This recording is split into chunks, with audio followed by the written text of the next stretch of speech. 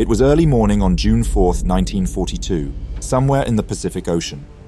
Admiral Nagumo stood on the bridge of his flagship, Akagi, wrestling with a critical decision. His fleet, meant to strike Midway, now faced an unexpected setback. As 6 American torpedo planes and 4 bombers from Midway approached, Nagumo watched in disbelief. His force had been discovered. The secret attack the entire operation hinged on was in jeopardy.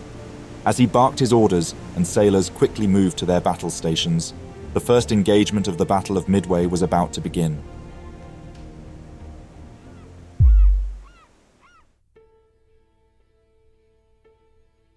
Ever since Pearl Harbor, Japan achieved major victories in the Pacific, capturing key territories for strategic and resource needs. The attacks had crippled much of the US Pacific Fleet, but it failed to destroy a critical target: the American aircraft carriers. These floating airfields posed a great threat to Japan's ability to dominate the Pacific. Admiral Isoroku Yamamoto, Commander-in-Chief of the Imperial Japanese Navy, envisioned a decisive sea battle to annihilate the remnants of the US Navy, a clash Japanese strategists had long anticipated. Yamamoto believed victory in such a confrontation would secure Japanese supremacy in the Pacific. With the US fleet eliminated, Japan could seize Hawaii, or even target California and the American West Coast. His ultimate goal was to force the United States into a truce, granting Japan free rein in the Western Pacific. However, Yamamoto, familiar with America's industrial might from his time there, understood the urgency of a quick victory. He knew that if the war extended beyond a year, American factories would unleash a torrent of ships, planes, and weaponry, ensuring Japan's defeat. Planning for further operations faced delays due to conflicts between the Imperial Army and Navy. Yamamoto ultimately prevailed, and the plan to lure and destroy American carrier forces by targeting Midway Atoll was set in motion. This plan, Operation MI, relied on complex coordination, deception, and the assumption that American morale was low. Japan's fleet was built around 4 powerful aircraft carriers, each capable of launching devastating attacks on the American positions at Midway. The first carrier striking force was under the command of Vice Admiral Chuichi Nagumo. The largest of these carriers was Akagi, the flagship of the Japanese carrier striking force, commanded by Captain Koshiro Oikawa. It was one of the largest and most powerful aircraft carriers in the world at the time. It included 36 Mitsubishi Zero fighters, 18 Aichi-Val dive bombers, and 18 Nakajima-Kate torpedo bombers. Commander of Akagi's air group was commanded by Mitsuo Fuchida, who later became an important eyewitness offering critical post-war insights. As the flagship, the Akagi was not only a vital operational hub, but also the focal point for Nagumo's command. Alongside the Akagi was the Kaga, another massive carrier that, like its counterpart, carried 72 aircraft. This carrier was under the command of Captain Kakuji Kakuta. Following closely were the Soryu and the Hiryū as part of the 2nd Carrier Division. Each was equipped with their own air groups of 63 and 60 aircraft respectively. These carriers, though slightly smaller, were no less dangerous. The Soryu was renowned for its speed and maneuverability, making it a dangerous force in the battle. The Hiryū, the 4th aircraft carrier in Nagumo's force, was the smallest of the 4. The Japanese fleet was further supported by a host of battleships, among them the super battleship Yamato, cruisers and destroyers, ready to provide close protection to the carriers and engage the US forces in a full-scale naval confrontation. They were also bolstered by a number of smaller vessels, including submarines, which were intended to harass the US forces. This massive fleet supported a convoy of 5,000 soldiers, Rear Admiral Raizo Tanaka's Midway Occupation Force, who was supposed to seize the atoll's 2 islets, Sand and Eastern, in an amphibious assault. Admiral Isoroku Yamamoto waited 300 miles to the west with his battleship flotilla, anticipating that the American Navy would rush to defend Midway. Yamamoto himself commanded aboard the super battleship Yamato. Other units included the Aleutian Northern Force, who would launch a diversionary attack against the Aleutian Islands preceding the attack, the Midway Invasion Force, and a guard force. In total, Yamamoto's task force boasted 11 battleships, 8 aircraft carriers, 22 cruisers, 65 destroyers, and 21 submarines, a fleet unparalleled in power. However, Yamamoto was all too aware of his fleet's weaknesses. By June, the Imperial Japanese Navy faced critical limitations. The carriers Shokaku and Zuikaku were unavailable due to damage and crew losses suffered at the Battle of the Coral Sea. The light carrier Shoho had been sunk during that same battle. Vice Admiral Nagumo was left with only 4 carriers: Akagi, Kaga, Hiryū, and Soryu, totaling over 240 aircraft, all fatigued from months of operations. Aircraft shortages compounded issues, with production of key planes like the Aichi Val and Nakajima Kate curtailed, leaving carriers with fewer and increasingly unreliable aircraft. Production and maintenance challenges left many Japanese planes worn out and unreliable. Yamamoto's approach hinged on 3 key assumptions. First, that the US fleet would not move until Midway was under attack. Second, that the Americans would have no more than 2 operational aircraft carriers. And third, that the Japanese assault would take their enemy entirely by surprise. Intelligence reports suggested that the Americans were demoralized, and Japanese sailors openly boasted of an easy win. However, by late May, American cryptanalysts, led by Commander Joseph J. Rochford, gave the Americans a crucial edge by partially breaking Japan's JN-25B code, confirming Midway Atoll as the target. After the attack on Pearl Harbor and subsequent shelling of Midway, its defenses were rapidly bolstered.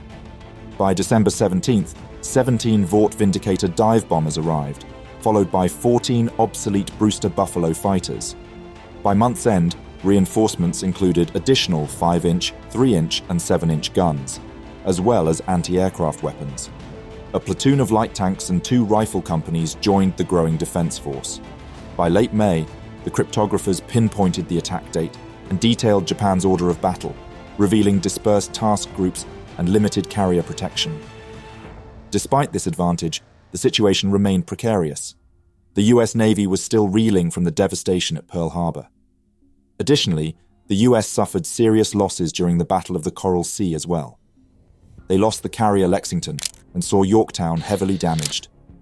In preparation for the battle against the Imperial Japanese Navy near Midway, a sudden change in leadership reshaped the US command structure. Admiral William Halsey, known for his aggressive leadership and success in earlier operations like the Doolittle Raid, was initially slated to lead. However, a severe illness forced Commander-in-Chief of the Pacific Fleet, Admiral Chester W. Nimitz, to appoint Rear Admiral Raymond Spruance, Halsey's cruiser commander, in his place. Spruance, known for his composed and methodical leadership, was charged with halting the Japanese offensive by targeting their carriers while preserving the US fleet, a vital defense for Hawaii and the West Coast. Meanwhile, all available carriers were mobilized. Task Force 17, commanded by Rear Admiral Frank J. Fletcher, included the USS Yorktown, which carried 60 aircraft under the command of Captain Eliot Buckmaster. When the Navy learned of Japan's plans for Midway, a crew of 1,400 men hastily repaired the carrier in just 72 hours. Its air group was a patchwork of experienced and novice crews. The Yorktown was accompanied by a strong air group, including fighters, dive bombers, and torpedo bombers, all coordinated under the leadership of Lieutenant Commander Oscar Peterson. Task Force 16, led by Rear Admiral Raymond A. Spruance, comprised the USS Enterprise with 65 aircraft, commanded by Captain George D. Murray and the USS Hornet, with 62 aircraft under the command of Captain Mark A. Mitcher. The aircraft of these 2 task forces were under the command of their respective air group commanders, Lieutenant Commander C. Wade McCluskey on the Enterprise and Commander Stanhope C. Ring on the Hornet. At Midway itself, the island's defenses included Marine Aircraft Group 22, led by Colonel Ira L. Kimes, with 21 obsolete Brewster Buffalo fighters, 19 SBD Dauntless bombers, and 17 Vindicator dive bombers, along with 29 additional PBY Catalina seaplanes, and a range of PT boats and coastal defense units stationed at key points across the Hawaiian archipelago. Additional air power included 15 B-17 Flying Fortresses, 4 B-26 Marauders, and 6 TBF Avengers. In total, Midway's defenders numbered 3,652 men and 120 aircraft, though some were outdated. It was a modest force compared to Yamamoto's armada. Spruance devised a plan to position his forces northeast of Midway, lying in wait for his scout planes to locate the Japanese fleet before Yamamoto's reconnaissance discovered the Americans. Timing was everything. If Spruance could strike first, he might cripple Japan's carriers and blunt their offensive momentum.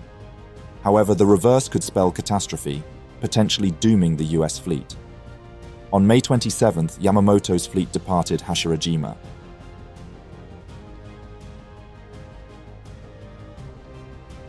Four days later, Admiral Yamamoto, noticing increased American radio transmissions, had grown suspicious that a significant US naval presence might be positioned closer than anticipated, potentially near Hawaii.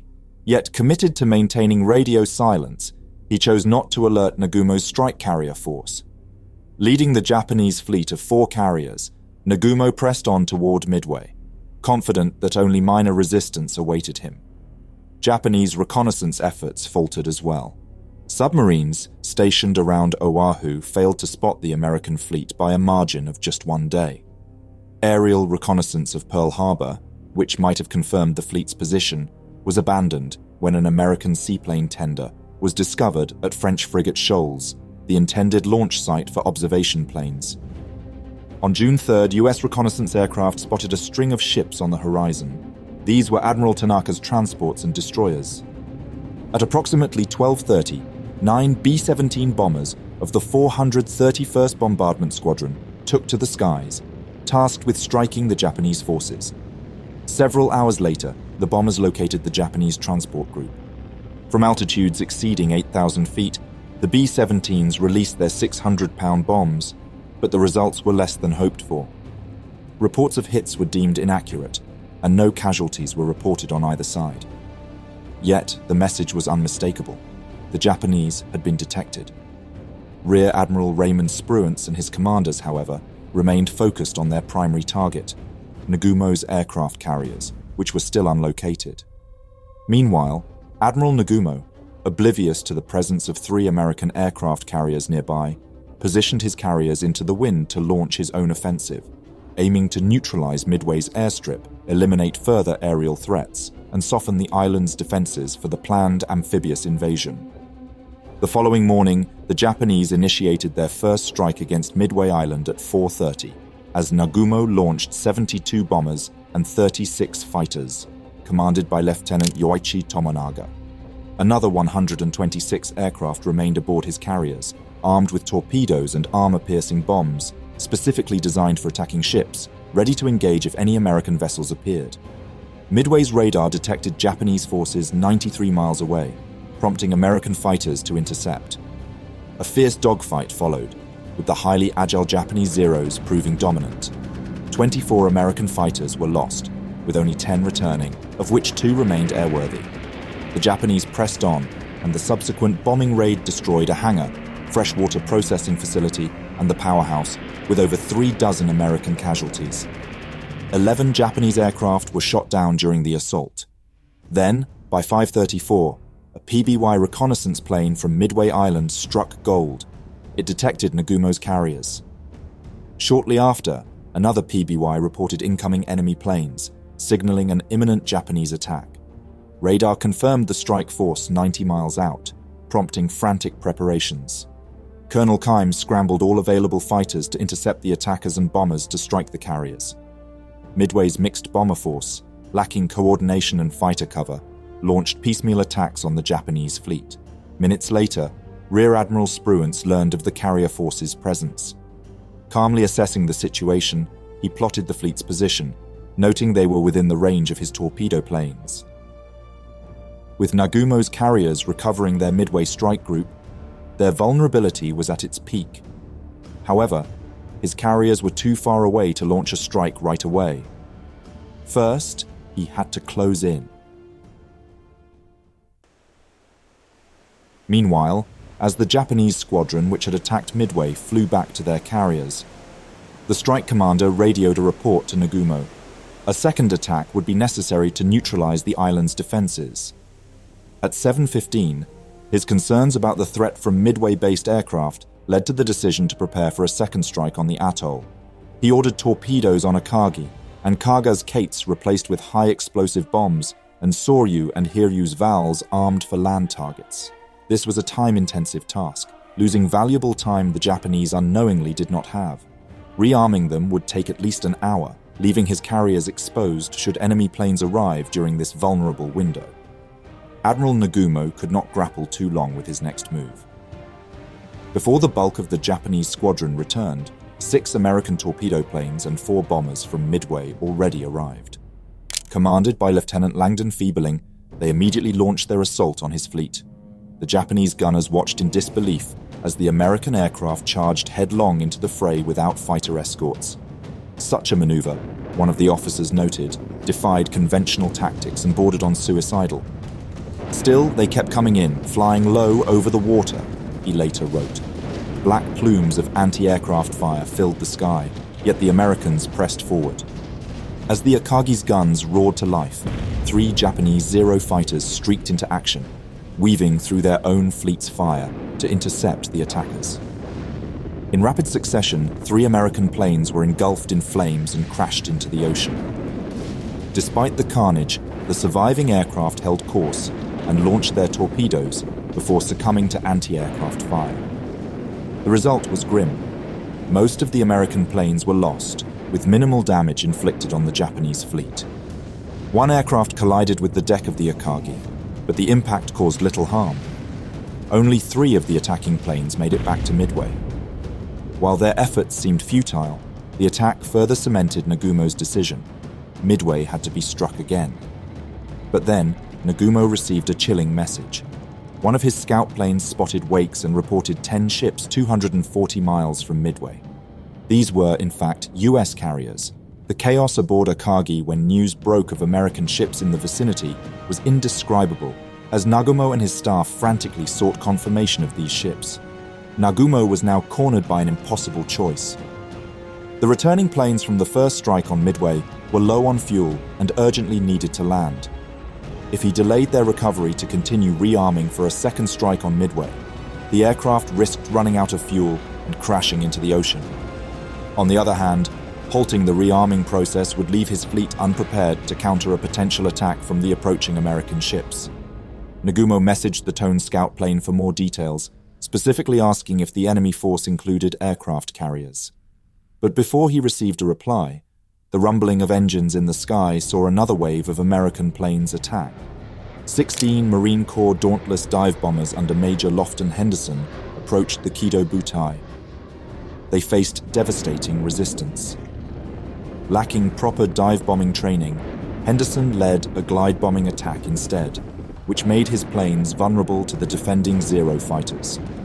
The Zeros tore through the formation, shooting down Henderson's plane early in the assault. Japanese fighters and anti-aircraft fire tore through the formation, downing half of the attackers. The remaining planes were forced to withdraw without landing a single hit on the Japanese ships.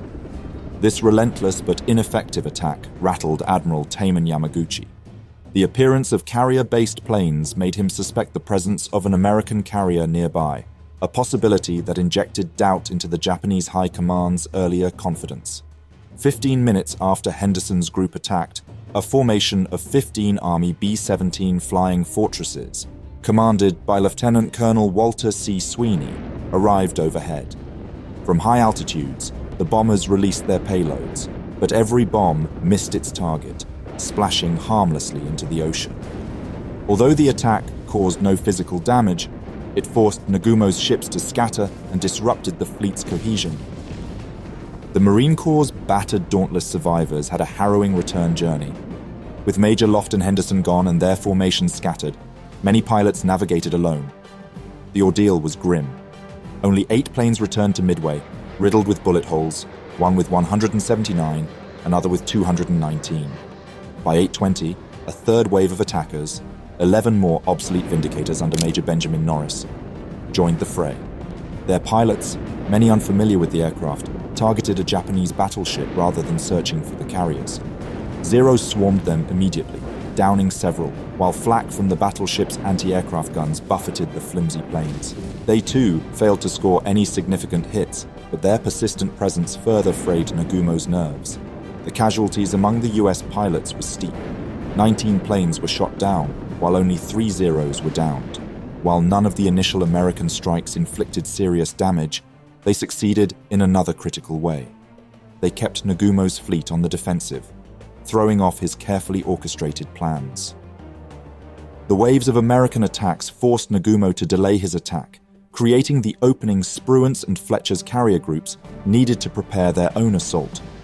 It wasn't until after these 3 waves of attacks that Nagumo finally heard back from the scout plane that had first reported the US naval force. It now confirmed the presence of an American aircraft carrier among the enemy ships. For Nagumo, this revelation posed a dire threat to his plans and demanded immediate action. His options were limited.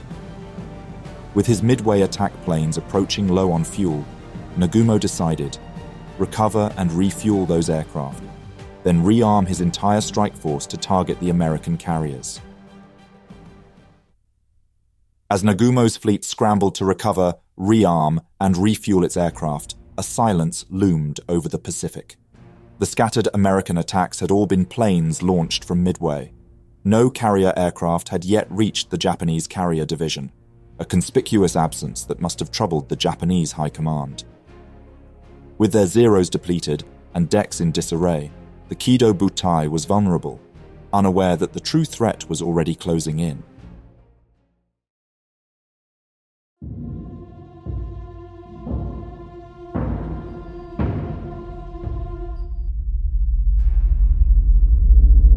It was 9 a.m. on June 4th, 1942, as the final Japanese planes from the Midway strike returned to their carriers. Aboard the fleet, Admiral Nagumo faced mounting chaos. Orders to rearm for a second strike on Midway collided with alarming reports of US carriers nearby. As Nagumo's fleet altered course to the northeast, a new threat emerged. In the distance, a squadron of Devastators from Hornet appeared. This was the first of many, as the battle was only beginning.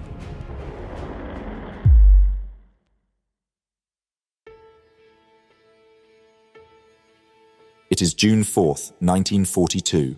At Midway, the waiting was over. The time for uncertainty had passed. The night before, the Japanese bombing raid against Dutch Harbour in the Aleutians made it clear a full-blown offensive was on its way, and the early morning bombing raid against Midway, destroying not just the power station and hangar, but also leading to the loss of at least 10 American fighter aircraft, meant everyone was on edge. The Midway garrison realized that within hours they would likely face another devastating air assault, which would precede a Japanese amphibious invasion. Midway aircraft had already launched several waves of strikes against Nagumo's carriers in retaliation. However, none of the strikes had inflicted serious damage. In fact, the American losses were disproportionately high, losing another 19 aircraft. Meanwhile, American task forces 16 and 17 under Admirals Fletcher and Spruance positioned themselves 200 miles north of Midway. At 5:34, a PBI reconnaissance plane from Midway Island struck gold. It detected Nagumo's fleet. The pilot reported it to Rear Admiral Spruance. Calmly assessing the situation, Spruance plotted the fleet's position, noting they were within the range of his torpedo planes. With Nagumo's carriers recovering their Midway strike group, their vulnerability was at its peak, a moment Spruance was determined to exploit. As Spruance's pilots took to the skies, he learned a Japanese scout plane had sighted his carriers. A race for the first strike was now underway. At 7:45, Spruance gave the order for Enterprise and Hornet's aircraft to head toward the enemy immediately, forgoing a coordinated attack. His gamble was clear. Striking first would be more valuable than striking as one overwhelming force. Aircraft were launched piecemeal, and by 7:50, 67 dive bombers, 29 torpedo bombers, and 20 Wildcats had taken off. 18 fighters remained on combat air patrol over Task Force 16. 30 minutes later, 25 miles behind Spruance, Rear Admiral Frank Jack Fletcher aboard the Yorktown launched his aircraft, 17 bombers, 12 torpedo planes, and 6 fighters. The torpedo pilots, flying outdated and underpowered aircraft, knew the odds were stacked against them. Some of Hornet's aircraft were the first to reach their anticipated interception point, only to find an empty expanse of ocean.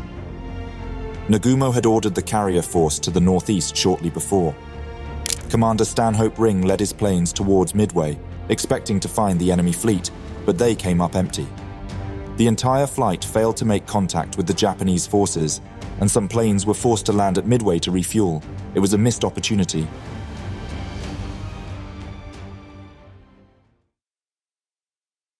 For the Japanese, just past 9 o'clock, the last Japanese plane from the Midway strike returned to its carrier, signaling the end of the day's initial assault.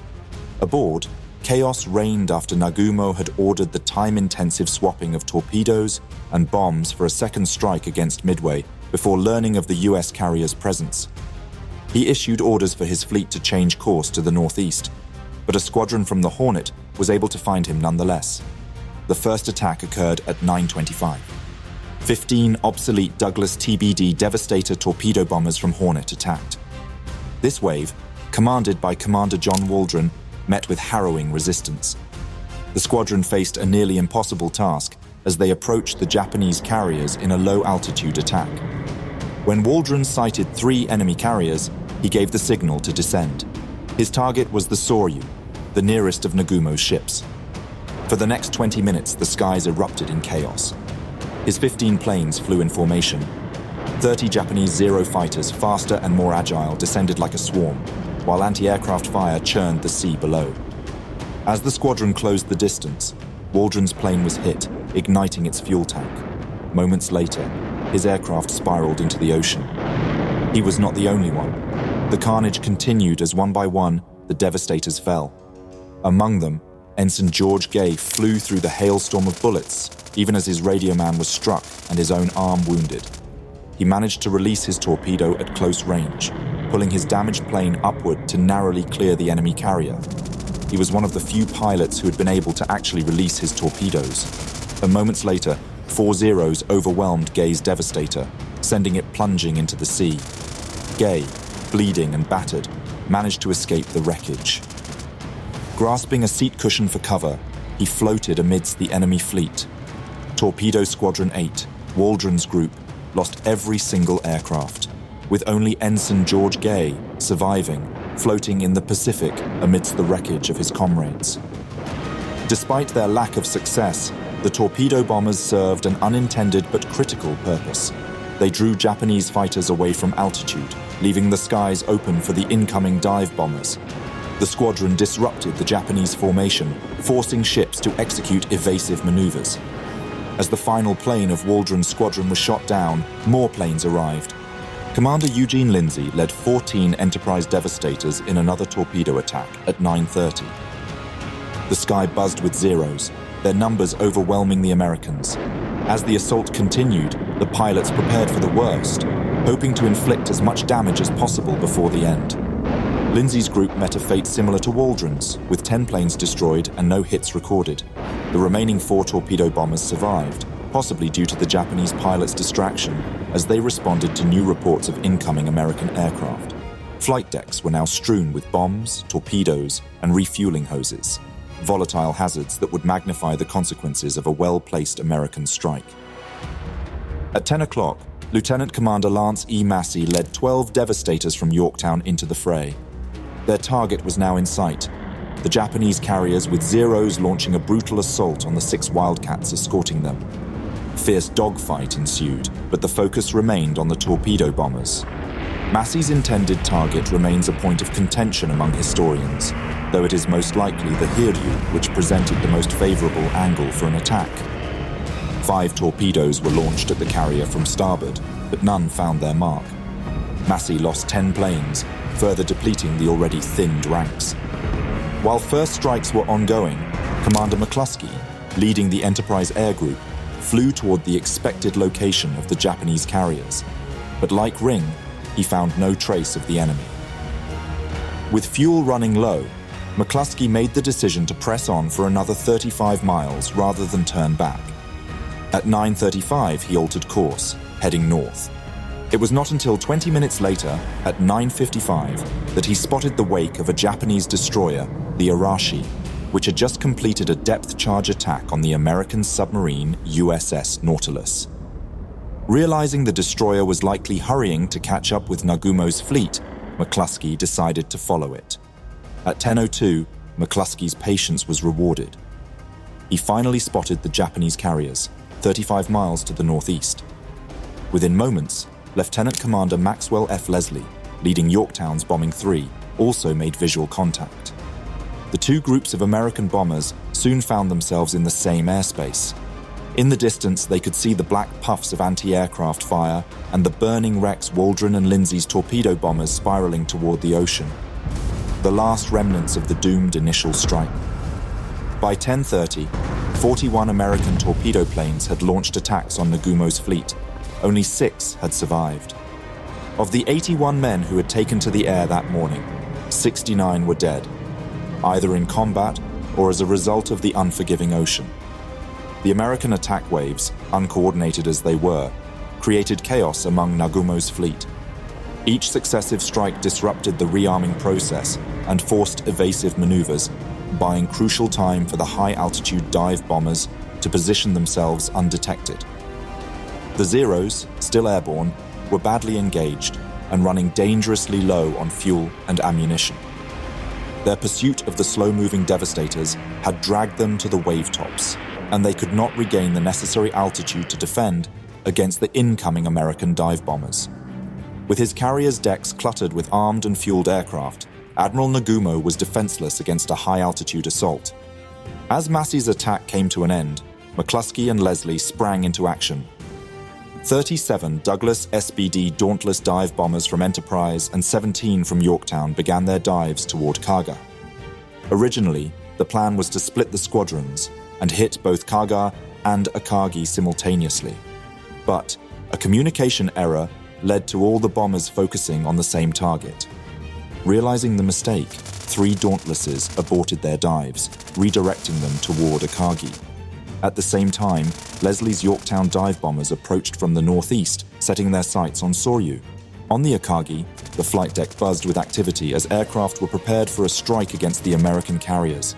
Planes sat armed, fueled, and ready to launch. A white flag signaled the first Zero fighter to take off, its engine roaring as it sped down the deck. But before the launch could continue, the bombers came in sight. Crew members looked up to see 3 Dauntless dive bombers plunging toward the ship, as the bright sky only showed their silhouettes. The calm, methodical preparations erupted into chaos. Bombs fell from the sky. The first bomb missed narrowly, striking the water beside the ship and drenching the bridge with a spray of seawater. The second, dropped by Lieutenant Richard Best, slammed directly into the amidships elevator. It punched through to the hangar deck, where unsecured munitions and fuel erupted into devastating explosions, sending plumes of flame and smoke into the air. A third bomb tore into the edge of the flight deck on the port side, feeding the growing inferno. Explosions engulfed the carrier, turning it into an inferno within moments.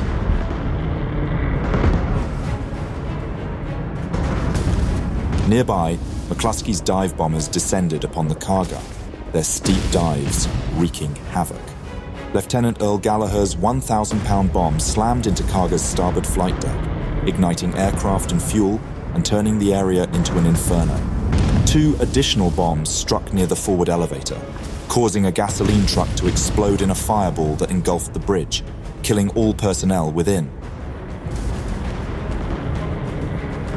A 4th bomb hit amidships on the port side, spreading destruction to every corner of the ship. Hit by 4 bombs, including one that obliterated its bridge, the Kaga was overwhelmed by flames, its crew trapped in a fiery death trap.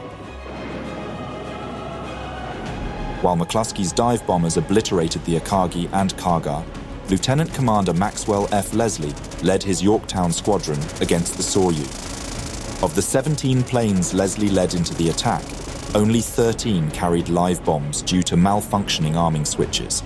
Nevertheless, their assault was devastating. Leslie strafed the carrier's bridge with machine gun fire until his guns jammed. Lieutenant Paul Lefty Holmberg dropped a bomb from under 3,000 feet. It struck the hangar deck amidships, triggering a massive explosion that flung the forward elevator into the bridge. Another bomb tore through the flight deck, destroying a Zero in the act of taking off, while a third smashed into the aft elevator. Fires quickly engulfed Sōryū, consuming her from bow to stern. Explosions cascaded across the Soryu's flight deck, igniting fuel and munitions. Flames roared through the ship, and within 20 minutes, the crew began abandoning the sinking vessel. Within a few minutes, the once mighty carriers were transformed into burning hulks.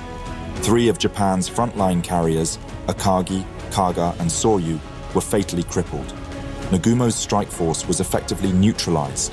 As the dive bombers pulled away and the cacophony ceased, sailors aboard the Japanese vessels realized the bombers had already left their range. Akagi's shattered deck was a scene of utter devastation. Fires consumed the carrier, twisted metal jutted into the air, and the remains of aircraft and crew were strewn across. Nagumo's command structure was in disarray. Aboard his flagship, radio communications had been destroyed. Torn between loyalty to the ship and the need to maintain leadership, he reluctantly abandoned Akagi for the cruiser Nagara. The ship's captain, Taijiro Aoki, determined to meet his end with his command, lashed himself to a bulkhead as flames engulfed the carrier. Kaga, heavily armored, limped at minimal speed, engulfed in flames and smoke. Soryu, crippled by a direct hit to her engineering spaces, was dead in the water. Captain Yanagimoto Ryusaku ordered his crew to abandon ship, but chose to remain on board. By 1700, the order was given to abandon all 3 carriers. Japanese damage control efforts were hindered by poor equipment, leaving the crew with ineffective manual pumps as their only means of fighting the inferno. Soryu sank beneath the waves at 1913, taking 718 of her crew with her. 12 minutes later, elsewhere, torpedoes from Japanese destroyers finished the job, sinking Kaga. Of her crew, 811 men perished. The next morning, at 5 o'clock, Japanese destroyers scuttled Akagi's smoldering wreck on Admiral Yamamoto's orders. 263 of Akagi's crew perished, a tragic but relatively small toll given the magnitude of the disaster.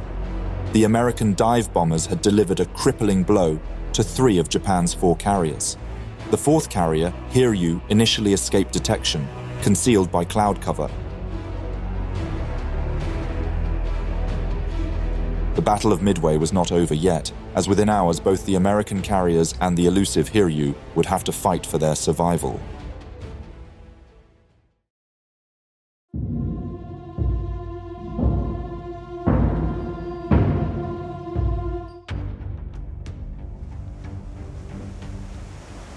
It was 11:59 on June 4, 1942, as radar aboard the USS Yorktown picked up the inbound Japanese strike. The alarm spurred the crew into frantic action. Fuel lines were purged, watertight doors sealed, and anti-aircraft guns manned in preparation for the attack. Above, a squadron of wildcats scrambled to intercept. The skies darkened with smoke and fire as the first signs of the Japanese formation appeared. Led by Lieutenant Michio Kobayashi, the Japanese force surged forward. They were one of the last surviving squadrons of Japan's carrier strike group, the outcome of the Battle of Midway, and Japan's victory or defeat hinged on the success of their bombing run. The battle around aircraft carrier Yorktown was about to begin.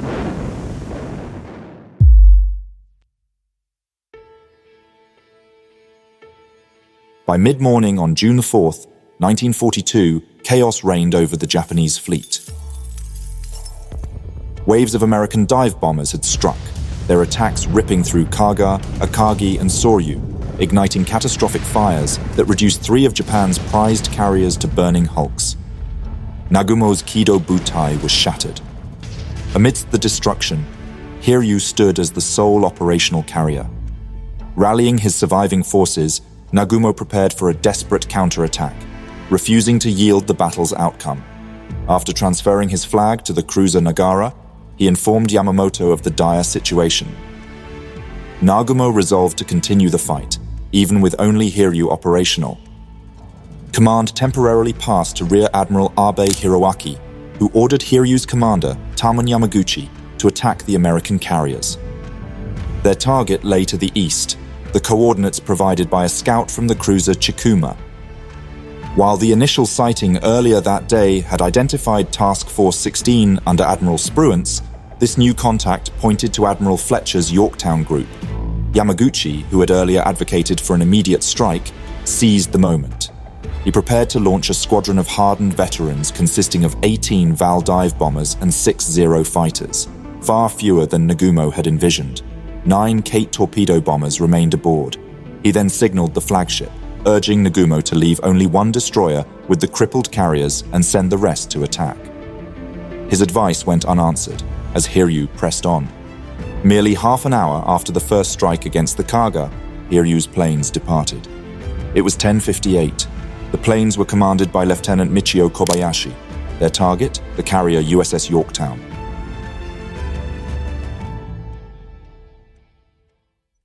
En route to their target, the Japanese force encountered unexpected resistance. Spotting what appeared to be 4 American torpedo bombers below, Kobayashi Zeros dived eagerly to engage. However, these were not torpedo planes, but dive bombers from Earl Gallagher's squadron, led by Lieutenant Charles Ware, returning to the Enterprise after their strike on the Kaga. Flying in tight formation and at low altitude, the Americans proved a far tougher target than anticipated. Their rear gunners unleashed a torrent of fire that severely restricted the Zero's ability to maneuver. The skirmish cost the Japanese dearly. Despite their initial confidence, the Zeros failed to bring down a single American plane, while 2 of their own fighters were heavily damaged. One managed to limp back to the Hiryū, the other crashed into the sea.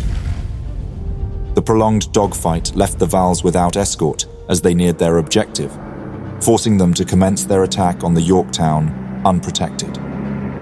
At 11:59, Yorktown's radar detected the inbound strike. Captain Eliot Buckmaster ordered immediate preparations. The crew purged the carrier's fuel lines, secured watertight doors, and jettisoned an auxiliary gas tank. The situation aboard the Yorktown was tense. A squadron of Wildcats had just landed, following their combat air patrol, but the last plane crashed into the barrier, delaying recovery operations. Meanwhile, the bombers from Max Leslie's squadron, returning from their strike on the Soryu, were ordered to remain aloft and join the Wildcats in intercepting the incoming threat. Though running low on fuel and ammunition, they climbed into the fray. Radar once again played a crucial role. Without its early warning, the Yorktown could have been caught mid-recovery, leaving it vulnerable to a catastrophic strike. Instead, the Japanese Vals were met with a ferocious aerial defense, facing wave after wave of American fighters long before they reached their target. The American fighters tore into Kobayashi's formation, scattering the Japanese bombers and igniting a chaotic melee in the skies above the Yorktown. From the carrier's deck, the scene resembled a swirling tempest, aircraft darting in all directions as plumes of smoke and fire streaked the sky. The Americans' ferocity came at a heavy cost to the Japanese attackers. 3 of the 4 Zeros escorting Kobayashi's strike were shot down, leaving only Lieutenant Shigematsu alive. But the Wildcats, armed with limited ammunition, quickly began running dry. Pilots signaled their dwindling resources with hand gestures as they passed the Yorktown's bridge, clenched fists for ammunition shortages, and hand motions along the fuselage to indicate low fuel. Landing to resupply was impossible, while the Yorktown executed sharp, evasive maneuvers to thwart the remaining bombers. 7 surviving Vals penetrated the defensive screen and entered the Yorktown's anti-aircraft envelope. The carrier's escorts, 2 cruisers and 5 destroyers, unleashed a withering barrage. Their anti-aircraft guns lit up the sky. As the Yorktown veered sharply to port, the remaining Japanese bombers pressed their desperate attack. 2 more were torn apart by the intense barrage, their flaming wreckage plummeting into the sea. Yet even in their death throes, one managed to release its payload, scoring a direct hit on the Yorktown. The 550-pound bomb struck near the elevator on the starboard side, detonating near an anti-aircraft gun. The explosion obliterated the gun crew and ignited multiple fires.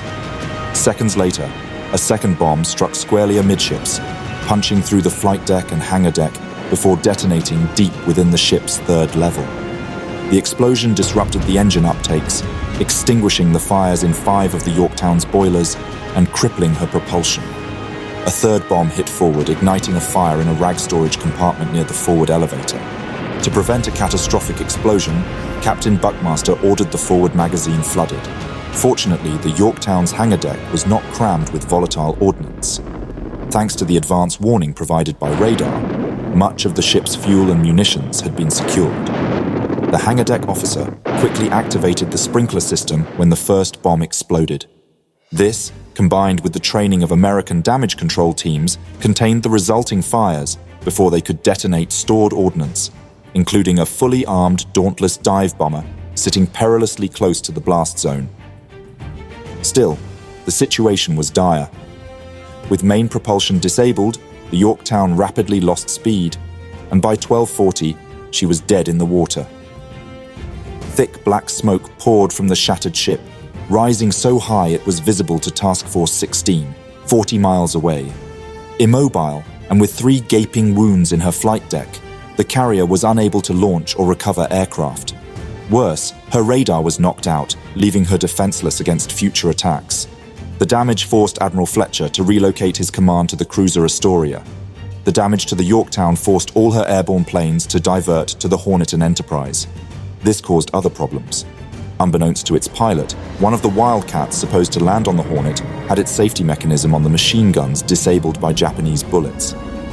As this Wildcat touched down on the Hornet, its left landing gear collapsed, sending the aircraft careening toward the ship's island. The impact jolted the disabled guns into firing, sending a burst of rounds ripping through the island structure and a nearby group of crewmen, killing 3 Marines and a sailor. Back aboard the wounded Yorktown, damage control parties worked relentlessly to save the ship. Some focused on extinguishing the fires, others worked on getting the engines running, and some were tasked with repairing the holes in the flight deck. Workers quickly constructed a temporary patch for the gaping holes by laying wooden timbers across the damage and nailing 1/4-inch steel plates over them. It wasn't a permanent fix, but it was enough to allow the ship to continue operating. The technicians also managed to get the radar working again. Yorktown's damage control teams worked with extraordinary efficiency, extinguishing the flames and restoring enough power to bring the ship back to 19 knots by early afternoon. With the fires under control, Buckmaster ordered the crew to resume fueling the Wildcats. The damage control efforts aboard Yorktown were so effective that the Japanese pilots who returned from their strike believed they had sunk an entirely different carrier, mistakenly assuming a second one had been neutralized. However, the refueling effort was abruptly interrupted when radar on the cruiser Pensacola picked up another group of inbound aircraft. Thanks to radar, the ship was not caught off guard. Refueling operations were immediately halted. The Yorktown had only 6 Wildcats airborne, including several from Task Force 16. 2 major problems persisted. The first was that, despite making 19 knots, the Yorktown was still moving too slowly for optimal launch conditions. The second was that, due to the halt in refueling, most of the Wildcats only had about 23 gallons of fuel in their tanks. Despite these limitations, the pilots took off. It was approximately 14:30. Joichi Tomonaga, flying a damaged Kate torpedo bomber from Hiryū, led a second wave of 10 torpedo bombers against Yorktown. These 10 bombers represented almost the entirety of the remaining Japanese air assets. Aware that his plane's ruptured fuel tank made his return flight impossible, Tomonaga pressed the attack. Tomonaga divided his squadron into 2 groups. He personally led 1 division of 5 Kates toward the carrier's starboard side, while Lieutenant Hashimoto Toshio took the other 5 planes to attack the port side. Meanwhile, Yorktown's Wildcats were still struggling to get airborne, delayed by the chaos of the moment. The Yorktown's 5-inch guns roared to life, their fire already pounding into the skies as the first Wildcat took off. On one hand, with only 23 gallons of fuel, the Wildcats saved precious fuel by not needing to fly far to meet the incoming threat. On the other, it placed them within the immediate danger zone of the Yorktown's own heavy anti-aircraft fire, as they were forced to engage in an aerial battle amidst the crossfire from the task force's screening ships.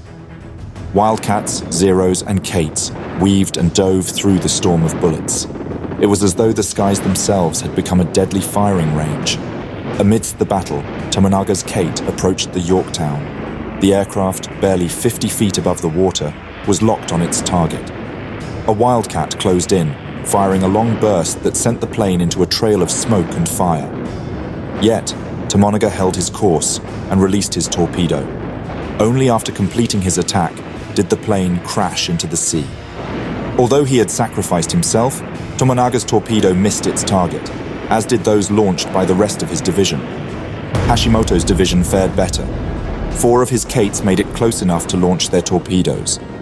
At 14:43, one of the torpedoes struck the Yorktown on the port side. The first torpedo strike reverberated through the Yorktown, causing a catastrophic series of failures.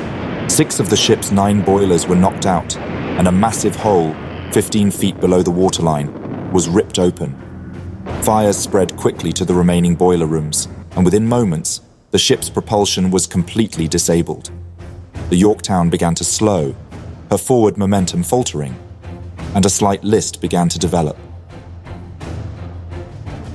Then, as if the first strike were not enough, a second torpedo struck on its port side.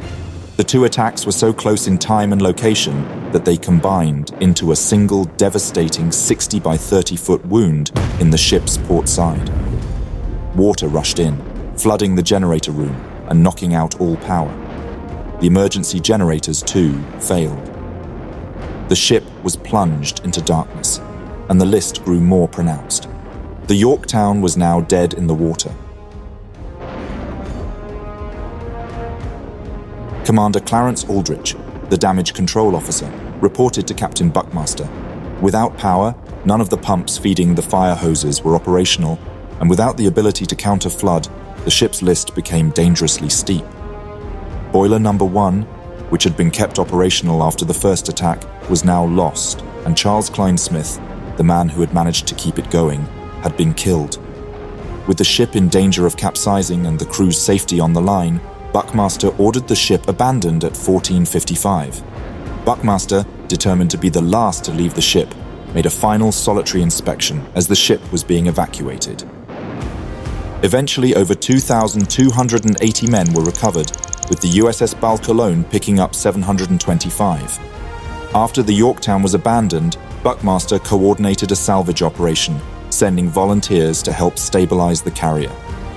The Hummun towed the Yorktown to provide power for firefighting and counter-flooding efforts, gradually reducing the ship's list. The crew had hopes of saving the vessel, but just after noon, while they took a break, a Japanese submarine, the I-168, launched 4 torpedoes. The first hit the Yorktown near the bow, while a second struck the Hummun, slicing it in half. The explosion killed many sailors outright or threw them into the sea. As the Hummun sank, its depth charges exploded, further damaging the Yorktown and killing survivors in the water. The loss of the Hummun resulted in 80 dead and 22 wounded. The Yorktown continued to sink, and at 4:58 on June 7th, she disappeared beneath the waves. Total American fatalities were 307.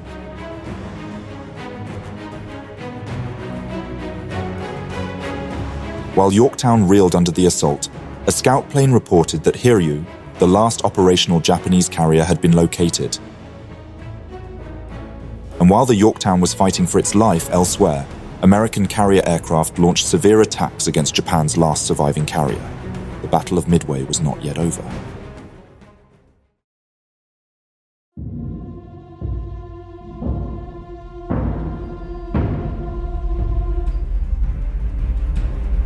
It was the evening of June 4th, 1942, and Japan's Kido Butai was on the brink of collapse.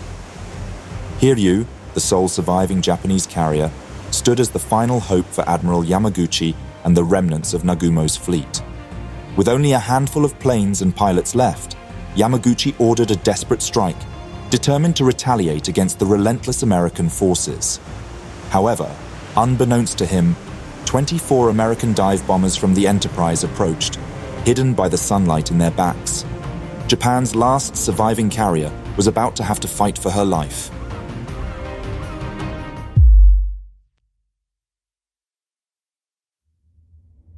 By early afternoon on June 4th, the Yorktown was a smoldering wreck, scarred by bombs and torpedoes, and her crew forced into the sea.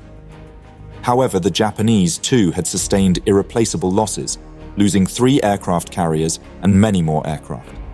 Just one of their carriers, the Hiryū, had escaped the initial carrier strikes by hiding under cloud cover. The surviving American carriers, Enterprise and Hornet, scrambled to take in Yorktown's scattered air groups. Chaos reigned as planes diverted, fuel ran low, and crews fought to regroup. At 14:45, clarity arrived. Lieutenant Samuel Adams of Yorktown's Scouting 5, flying beyond his assigned sector through intermittent fog, sighted the Japanese force: 1 carrier, 2 battleships, 3 heavy cruisers and 4 destroyers, just 110 miles away. This was the Hiryū with its escorts, Japan's last surviving carrier, which had escaped the carnage earlier. On landing, US reconnaissance pilots pressed Spruance to act swiftly, reporting a 4th undamaged Japanese carrier to the north. However, Spruance hesitated, considering the risks. Losses of the US air groups during the initial attacks had been severe. The torpedo squadrons were decimated. Success now rested entirely on the reliable Dauntless dive bombers.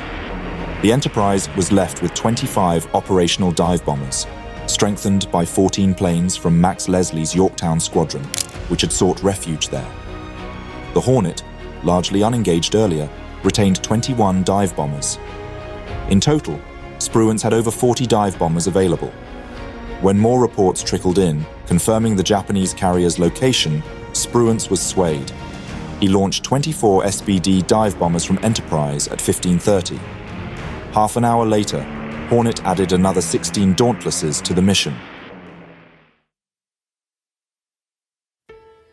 Aboard Hiryū, Admiral Taman Yamaguchi prepared for one final desperate strike. Scraping together the remnants of the striking force, he ordered 5 Vals, 5 Kates, and 10 Zeros to prepare for launch. This meager force, all that remained of Nagumo's once dominant air fleet, was the last hope for striking a decisive blow against the Americans. As Hiryū readied her planes, the 24 SBD dive bombers arrived undetected. The strike force from the Enterprise sighted the Kido Butai just before 1700. Lieutenant Commander Gallagher, leading the group, climbed to 19,000 feet and maneuvered westward to attack with the sun at their backs. The low-hanging sun obscured their approach. The Japanese combat air patrol, consisting of a handful of Zeros, failed to spot the incoming threat until the American planes were already committed to their dives. Though surprised, the Japanese defenses reacted swiftly. The Hiryu's gunners quickly responded, lighting up the twilight sky with bursts of anti-aircraft fire from both sides of the carrier. All Allied planes focused on the Hiryū. Gallagher initiated his dive just as the Hiryū began a sharp turn to port. The maneuver forced Gallagher to adjust his attack mid-dive. Pulling up abruptly as he released his bomb, he attempted to compensate for the carrier's evasive movement, hoping to land his payload on the retreating ship. His bomb fell astern, missing its target. The strain of his abrupt pullout wrenched his back so severely that upon returning to the Enterprise, he had to be lifted out of his cockpit.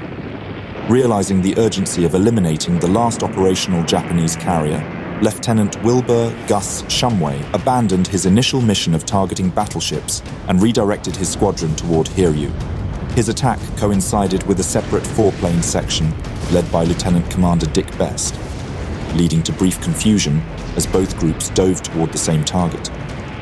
As Best adjusted his approach, Japanese Zeros seized the moment, intercepting his flight and shooting down one of his wingmen, Ensign Fred Weber. The planes dove on the Hiryū's starboard bow while another group targeted the port side. The attacks were devastating. Ensign Richard Jacquard struck first, his 500-pound bomb obliterating the forward elevator, hurling debris skyward before it slammed back against the Hiryū's small island structure. 3 more bombs followed in quick succession, including another from Best, his second successful hit of the day.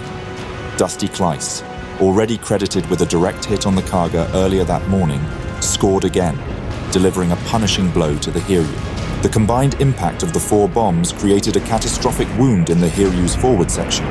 The flight deck, where aircraft were being armed and fueled for the next mission, was shredded, leaving a gaping chasm. Explosions ripped through the carrier, igniting a massive fire that consumed her from bow to stern. Flames erupted in sheets, engulfing the ship and rendering further operations impossible. Damage control crews frantically tried to douse the fires. However, Hiryū was ablaze and beyond repair.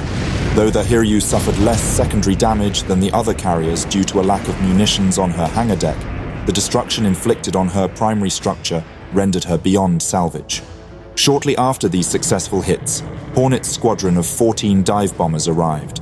The pilots instantly saw the Hiryū was beyond saving and instead decided to direct their efforts against the heavy cruisers Chikuma and Tonitz. Despite the pilots' reports of several successful hits, supposedly 3 on a battleship and 2 on a heavy cruiser, none of their bombs actually found their marks. Shortly thereafter, a flight of 12 Army B-17s from Midway and Barking Sands Airfield appeared overhead. The bombers, arriving just before dusk, unloaded over 3,500-pound bombs onto the remnants of the Kido Butai. Like the Navy dive bombers before them, they scored no hits, but returned to base claiming the destruction of a carrier and the sinking of a destroyer. Despite the devastating American attacks that had left her burning and heavily damaged, Rear Admiral Taman Yamaguchi still clung to the hope of salvaging her. Throughout the night, exhausted damage control teams worked desperately to contain the fires and keep the ship afloat. However, just after midnight, a massive internal explosion shook the carrier. The situation was now clearly beyond saving. At 2 a.m., Yamaguchi gathered the surviving crew members on the flight deck, assembling them aft, near the gaping holes left by the American bombs. Addressing his men, he took full responsibility for the loss of Hiryū, but ordered the 700 survivors to live and fight another day, to form the backbone of a reborn Imperial Navy. Facing west toward Japan, they lowered the flag as the national anthem played, ending with 3 banzai cheers. Then, at 3:15 a.m., he gave the final order to abandon ship. While most of the crew evacuated, Yamaguchi chose to stay behind. Several of his staff officers asked to join him, but he refused, insisting they must live on. However, Hiryu's captain, Tomeo Kaku, requested permission to remain, and Yamaguchi accepted. The 2 men stood together on what remained of the bridge, watching the orderly evacuation below. As dawn approached, they admired the bright moon, waiting for the inevitable. At 5:10 a.m., with the sun rising, Commander Fujita Izamu of the destroyer Makigumo was given the grim task of sinking Hiryū with torpedoes. The first Type 93 long-lance torpedo ran under the hull without detonating. A second struck home and exploded. As Makigumo steamed away, some of her crew reported seeing figures still standing on Hiryū, possibly survivors who had chosen to go down with the ship. Assuming they had made a patriotic decision, Makigumo did not return for them. However, although it was in a desperate condition, the Hiryū was made of sterner stuff, and the torpedoes did not sink her. At dawn, on June 6th, a Japanese scout plane from the carrier Hosho spotted the crippled Hiryū still afloat, contradicting earlier reports that she had sunk.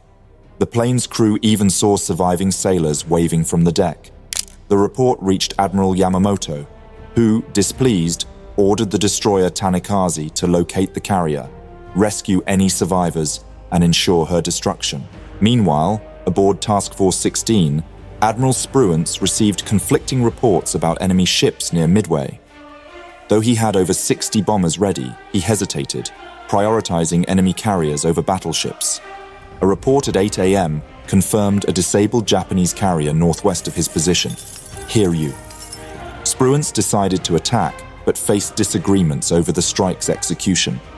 His air chief, Browning, insisted on launching immediately with 1,000-pound bombs, despite pilots' concerns about fuel range. Commander Wade McCluskey, recovering from wounds, intervened, persuading Spruance to delay an hour. He advised against using 1,000-pound bombs for the planned attack on Hiryū, due to fuel efficiency concerns. The dauntless SBD dive bombers had already stretched their range in previous attacks, and McCluskey knew firsthand how dangerous fuel shortages could be. Many of his own pilots had run out of gas after attacking the Kaga and Akagi the day before. The additional weight of a 1,000-pound bomb significantly reduced fuel efficiency, making a 270-mile strike even riskier. McCluskey also suspected that, Given Hiryu's crippled state, 500-pound bombs would be more than sufficient to finish her off. His experience and pragmatic judgment ultimately convinced Admiral Spruance to overrule Browning and adjust the bomb loads, ensuring the pilots had a better chance of returning safely. Unbeknownst to the Americans, Hiryū sank at 9 a.m. before their planes launched.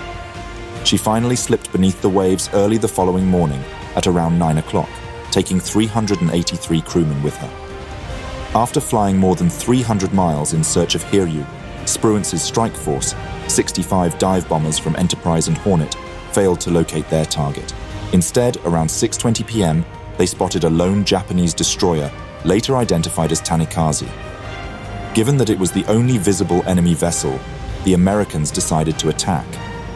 Tanikaze's captain, Katsumi Tomoe, immediately recognized the severity of his situation. Facing an overwhelming force, he warned his crew over the ship's loudspeaker to prepare to die with dignity.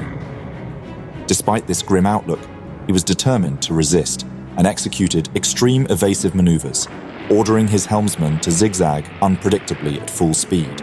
Lookouts leaned out of the bridge windows, tracking the dive bombers and calling out attack directions to help the ship dodge incoming bombs. The American pilots, eager for action, dived one after another in rapid succession, some descending so low that Tanikaze's lookouts could see their goggles and white scarves. Yet, despite the destroyer being their only target, all 65 bombs missed. Only one near miss, dropped by Lieutenant Abby Tucker, damaged Tanikaze's hull near the waterline, but the ship remained operational. American pilot Sam Adams and his gunner Joseph Carroll were shot down by the destroyer's anti-aircraft fire. With fuel reserves dwindling and nightfall approaching, the American pilots now faced the challenge of returning to their carriers in darkness. To aid their navigation, Spruance made a rare and risky decision. He ordered Enterprise and Hornet to turn on their searchlights, pointing them skyward as beacons despite the danger of attracting Japanese submarines. By 8 p.m., most aircraft had landed safely, though a few mistakenly touched down on the wrong carriers. Only Adams's plane failed to return. Meanwhile, Spruance, now skeptical of Hornet's leadership under Admiral Nimitz, noted that some of its planes had disregarded his orders and flown off with 1,000-pound bombs anyway. With his strike force back aboard, Spruance chose to keep Task Force 16 on a cautious westerly course through the night, wary of potential engagements with Japanese battleships. The loss of Hiryū marked the end of Japan's offensive capability in the battle. With all 4 of Nagumo's carriers destroyed, the once mighty carrier striking force was reduced to a fragmented, battered fleet. The sinking of the Japanese aircraft carrier Hiryū was not confirmed until June 19th, nearly 2 weeks after the Battle of Midway. Before the carrier went down, around 40 survivors managed to evacuate in a cutter stocked with supplies. They remained adrift, hoping for rescue by the Japanese Navy. However, a PBY patrol aircraft from Midway eventually spotted them, leading to their capture by the US submarine tender USS Ballard. It was only at this point that Admiral Spruance and the US Navy definitively learned of Hiryū's fate. As darkness fell, the American carrier strike groups began recovering their planes. With all aircraft safely aboard by nightfall, Admiral Spruance contacted Admiral Fletcher for orders. Fletcher, preoccupied with a battered Yorktown which was close to sinking, deferred, granting Spruance the autonomy to make his own operational decisions. Through the night, the flames of the shattered Kido Butai lit the Pacific. Yamamoto, unwilling to concede defeat, weighed the risk of a night battle, but Spruance kept his distance, unwilling to be lured into the unknown. By dawn, the Japanese retreat was well underway. June 5th passed in tense silence. Search planes scoured the empty sea, but no enemy was found. Then, at first light on June 6th, a lone scout from Enterprise glimpsed something through the haze. The sighting report was garbled, first a battle cruiser, then a carrier, but something was out there, moving west. Spruance ordered confirmation. At 7:30, the reports came in. Enemy ships, damaged, but still afloat. Whatever had survived the previous days was now within reach. By 8 o'clock, Hornet's bombers were airborne. The chase was not over.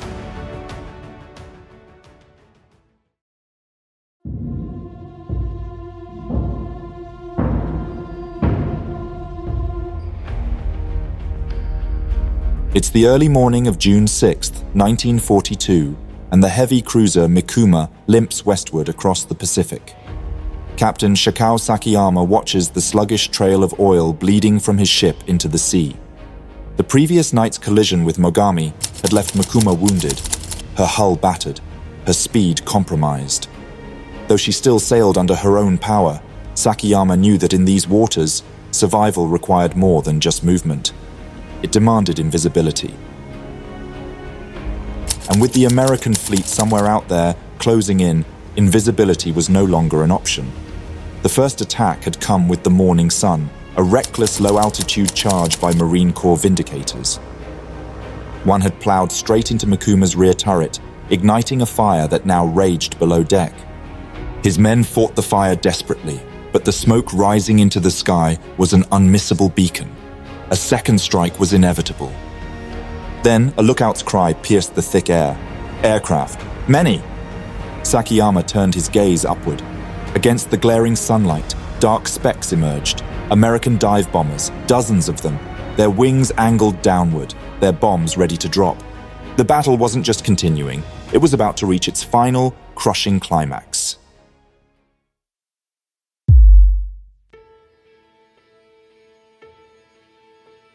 As dawn broke on June 5th, the shattered remnants of the Kido Butai were slipping further westward, retreating into the vast Pacific. Though Midway's defenders and the US Navy had secured a decisive victory, Spruance knew the battle was not yet over. 4 enemy carriers, the Akagi, Kaga, Soryu, and Hiryū, had been neutralized. But Japanese surface forces, battleships, cruisers, and destroyers were still unaccounted for. Intelligence reports hinted at the possibility of another carrier lurking beyond the horizon. As the fires from the 4 destroyed Japanese carriers continued to rage, Yamamoto was not ready to concede defeat. In an effort to salvage a victory from the wreckage of his fleet, he contemplated a night surface engagement, hoping to surprise the American task forces. The chaotic situation, however, made such a move impractical. Spruance refused to take the bait, keeping his distance and preserving his advantage. The Americans could not afford to let their guard down. As Spruance's Task Force 16 was still navigating through bad weather, they turned northwest to continue the search for a potential 5th Japanese carrier. At dawn on June 6th, he launched 18 scout bombers from Enterprise to search westward. The search planes swept across the ocean, probing the ocean for any sign of retreating enemy vessels. Then at dusk, a Catalina crew reported a ghostly glow on the horizon, the lingering flames of a burning warship. At 6:45, rather than a carrier, Ensign William D. Carter spotted the heavy cruisers Mogami and Mikuma with 2 destroyers. He did not realize this, and mistakenly reported them as a battlecruiser and cruiser. A miscommunication transmitted carrier instead, causing more confusion. Spruance, cautious after a fruitless search the previous day, dispatched cruiser float planes to verify the sighting. These confirmed the sighting at 7:30. Spruance ordered Hornet to launch its air group while holding Enterprise's planes in reserve. By 8 o'clock, Hornet launched 11 scout bombers, 14 dive bombers, and 8 Wildcats. The sighting had been correct, although the Americans were confused by certain reports about the ships being damaged. Most of all, they all knew they had not engaged this squadron before, so they were unsure if and why these ships appeared to be damaged. During that night of June 5th, after the devastating carrier battles and subsequent fruitless searches on both sides, the heavy cruisers Mogami and Mikuma initially continued their mission. Mogami had recently been placed under command of Rear Admiral Takeo Kurita as part of Cruiser Division 7. The division's orders were clear: to conduct a nighttime bombardment of Midway prior to a planned amphibious invasion. However, as the Japanese carrier force suffered catastrophic losses, the order was issued to recall the ships, just 90 miles from Midway. As the cruisers turned back towards home, they steamed forward at a steady 28 knots, flanked by the destroyers Asashio, Arashio, and the cruiser Suzuya. During the night of June 5th, at 2:15 as they navigated back, a lookout on the cruiser Kumano spotted the silhouette of the American submarine USS Tambor to starboard. Kurita swiftly ordered a turn to port. Mogami, at the rear, followed this maneuver. Mogami's captain scanned the distance ahead. He spotted what he thought was Mikuma, but something seemed wrong. The ship was farther than expected. To his growing dismay, he quickly realized that the vessel ahead was not Mikuma, but Suzuya, the cruiser on Mikuma's port side. Mikuma was hidden between the two. Panic ensued. There was no time to avoid the collision. With a desperate shout, the captain ordered, "Port the helm! Hard a port!" Full astern, but it was too late. Mogami collided with Mikuma. The force of the crash twisted Mogami's bow inward, crumpling the steel and leaving 40 feet of the forward section in ruins. Mikuma, severely damaged, began leaking oil into the sea, the slick marking the path of the damaged vessels. In the chaos that followed, Mogami's damage control officer sprang into action. The crew, trained for combat but not for such a devastating accident, worked quickly under the damage control officer's orders. He commanded the immediate disposal of all explosive and flammable materials, including depth charges and torpedoes, an order that was unpopular with Mogami's captain. After the damage control team stabilized the situation, Kurita surveyed the extent of the damage. Mogami could now only manage a meager 12 knots, and Mikuma trailed behind, leaving an oily wake. With the main fleet still awaiting rendezvous, Kurita made the decision to detach Mikuma and the destroyers to escort the crippled Mogami back, while he continued with Kumano and Suzuya to rejoin the fleet. While all this had been ongoing, the USS Tambor continued shadowing the Japanese fleet. Lieutenant Commander John W. Murphy, recognizing the opportunity, quickly relayed the critical information about the damaged cruisers to his chain of command. His report, detailing the collision and the status of the heavy cruisers, was swiftly transmitted through the ranks, eventually reaching Spruance. Concurrently, a scout plane from Midway spotted the leaking Mikuma at 6:30. With the enemy now located, Colonel Ira Kimes, commanding the Midway Air Group garrison, launched multiple planes. The first wave of aircraft was commanded by Captain Marshall Tyler. He led a squadron of 12 Vought Vindicator dive bombers to attack the damaged cruisers. The bombers made their run. As they descended, the Japanese flak was relentless. Captain Robert Fleming's Vindicator took a direct hit, setting it ablaze. Still, he dropped his bomb, and with his plane engulfed in flames, he drove it into Mikuma's rear turret, where the explosion caused severe damage. Another bomb dropped close to Mogami, causing splinter damage on board. Even Mogami's captain later referred to Fleming's action as very brave. The fiery crash dive had ignited a fire on Mikuma that spread rapidly into the intake of the starboard engine room. The fire ignited gas fumes, killing many of the crew and further crippling the cruiser's speed. Ensign Don Adams successfully hit the destroyer Asashio, while Wildcats strafed all 4 ships. As the pilot's reports filtered back to the flag bridge of the Enterprise, Admiral Spruance carefully assessed the situation. One of the reports indicated that the 2 damaged vessels were battleships, possibly even a carrier, high-value targets. However, Spruance could not get into position to launch an attack until later that morning. Finally, after rushing into position, the Enterprise and Hornet launched 57 dive bombers, escorted by 20 fighters. As Midway's aircraft garrison pressed their attack and Spruance's first wave was still on its way, at around noon, Enterprise launched a second wave of 46 aircraft, including 31 bombers and 3 torpedo planes, under strict orders to avoid unnecessary risks. These were the Pacific Fleet's last operational torpedo bombers. The attack on the Japanese force continued. 8 B-17s, now under the command of Lieutenant Colonel Brooke Allen, targeted the 2 cruisers. One near miss killed 2 men aboard Mogami. The Japanese ships were sitting ducks, their cruisers dwindling in speed, and the Americans receiving constant reports about what was ongoing. After the B-17 run was over, the SBD bombers from Hornet and Enterprise arrived. In the excitement of the attack, these pilots too mistakenly identified the cruisers as battleships. The dive bombers, swooping down from the sky, found the Japanese ships in a vulnerable state. With little resistance from the stricken cruisers, they dropped their bombs on Mikuma and Mogami. By now, Enterprise's planes arrived as well. The bombers focused heavily on Mikuma. They dived steeply at nearly 90 degrees, bypassing the heavy anti-aircraft fire. The damage was catastrophic. Its captain was killed as Mikuma suffered multiple hits. She slowed to a stop as thick smoke and steam rose from the wreck. Mogami was not spared either, with bombs punching through her hull, knocking out a turret, damaging torpedo tubes and igniting fires below decks.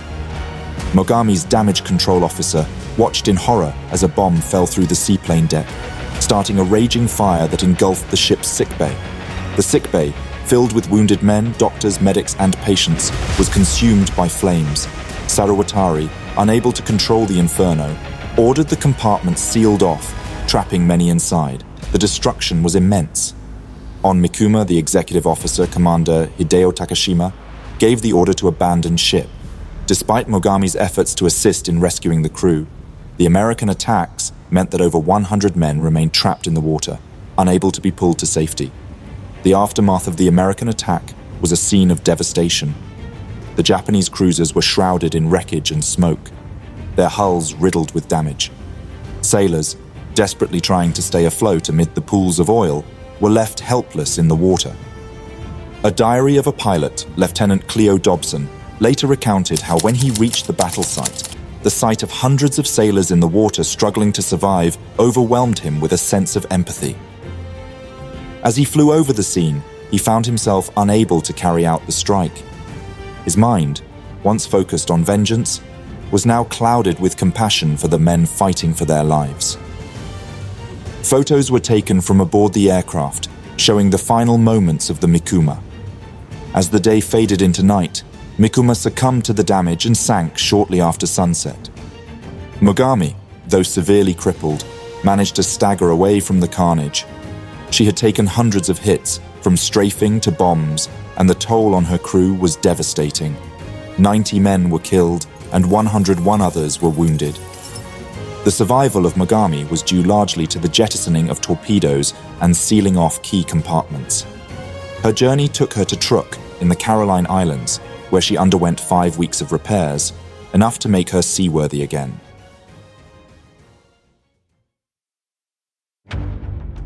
As night fell, Spruance evaluated the situation.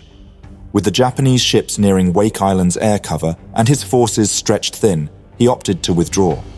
By June 7th, Task Force 16 turned eastward, ending the pursuit. They secured a decisive victory at Midway. Yamamoto, defeated and humiliated, turned his fleet back toward Japan. As he steamed home, he prepared to offer his apology to Emperor Hirohito and shoulder full responsibility for the disastrous defeat that had irrevocably altered the course of the war in the Pacific. In total, Japan suffered a total of 3,057 fatalities. The 4 sunken Japanese carriers at Midway bore heavy human losses. Akagi accounted for 267 dead, while Kaga suffered 811 fatalities. Hiryū lost 392, including Vice Admiral Yamaguchi, who chose to go down with his ship, and Soryu counted 711 dead. Among them Captain Yanagimoto, who also stayed aboard to the end. Beyond the carriers, the heavy cruiser Mikuma sank with 700 crew members lost, and Mogami, though not sunk, endured 92 casualties. The destroyers Arashio and Asashio added to the toll, losing 35 and 21 men respectively, while scattered fatalities across other ships contributed an additional 23 losses. While losing all these ships was a decisive blow against Japan and its fleet, the fact they also lost 248 aircraft cannot be underestimated. Already at the Target Coral Sea a month earlier, Japan lost enough aircraft for the Zuikaku not to take part in the Battle of Midway, purely due to the lack of trained aircrew. Now, with 248 losses, they lost more than 3 times as many aircraft and pilots.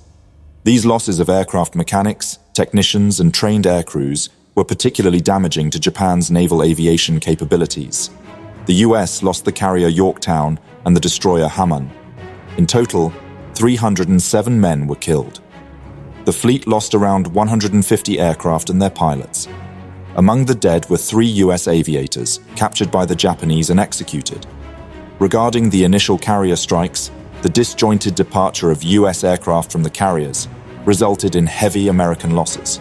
particularly among torpedo bombers like the Devastators, whose outdated design and faulty torpedoes failed to inflict damage. The US strategically withdrew to avoid a risky night confrontation with the Japanese fleet, as Admiral Spruance prioritized the safety of Midway and his carriers. While Japanese morale temporarily improved due to exaggerated reports of having sunk 2 carriers, they unknowingly overestimated their success. The Battle of Midway was a decisive victory for the United States, despite its losses. Japan's inability to conceal the extent of their defeat forced changes in their naval tactics and training. However, the loss of experienced personnel marked the beginning of the decline in their naval air power, a blow from which they would never fully recover. This victory also showed the role of US intelligence efforts in intercepting and countering Japanese plans.